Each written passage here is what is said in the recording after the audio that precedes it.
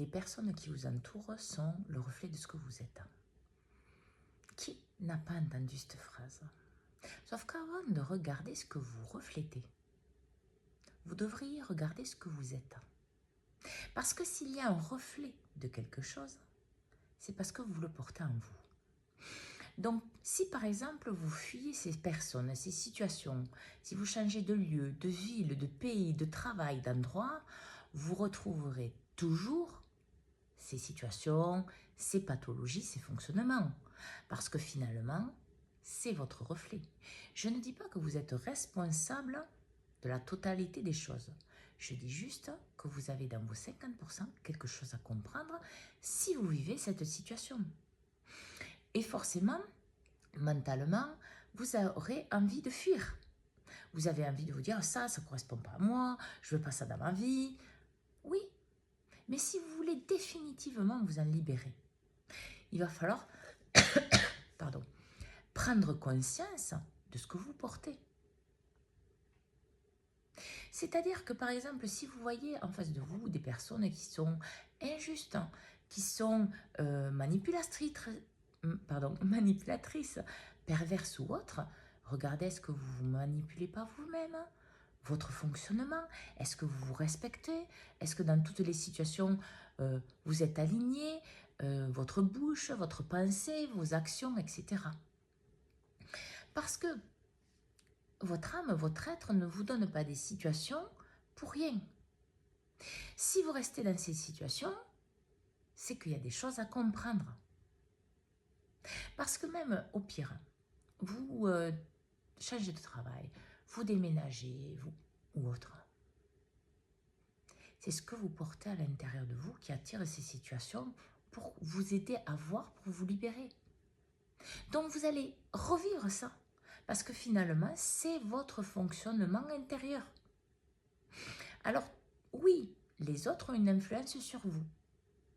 Mais ils ont une influence que si vous les autorisez.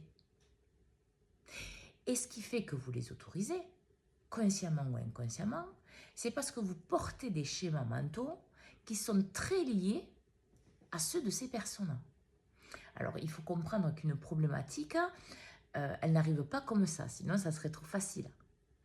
Elle peut arriver de plein, suivant le prisme que vous avez à comprendre. Mais la base, c'est la même. Et c'est ça que vous devez comprendre. C'est-à-dire qu'aller à l'intérieur de vous pour voir comment vous fonctionnez. Parce que ça vous montre aussi votre gestion émotionnelle. Ça vous montre aussi que vous faites des fuites. Que vous fuyez au lieu d'affronter la situation et de voir la vérité de qui vous êtes pour vous libérer. Que vous êtes dans le déni. Le déni par exemple de vos souffrances. Le déni de vos pensées. Et vous allez voir que ces personnes, même si elles restent dans votre vie, elles n'auront plus d'impact sur vous. Parce que vous aurez compris. Vous serez libéré de ce que vous aviez à comprendre. Donc, il n'y aura plus d'impact. Et puis, dans la plupart des cas, la situation n'existe plus. C'est comme si vous aviez compris, je ne sais pas, qu'une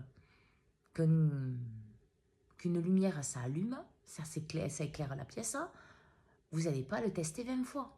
Vous le savez. Et là, c'est pareil. Donc, au lieu d'attendre de voir le reflet des autres sur vous, regardez le reflet que vous avez envers vous-même. Parce que s'il y a un reflet, c'est que c'est le vôtre. Donc, acceptez d'aller voir à l'intérieur de vous. Qu'est-ce que vous faites? Comment vous réagissez? Comment vous voyez votre propre vie? Vos réactions? Parce que quoi qu'il arrive, si quelqu'un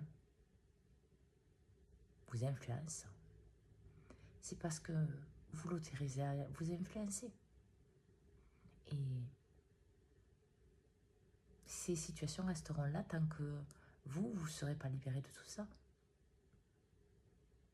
Et vous n'aurez pas non plus la paix, si je peux dire, la libération de la situation ou une évolution dans vos relations tant que vous ne ferez pas ça.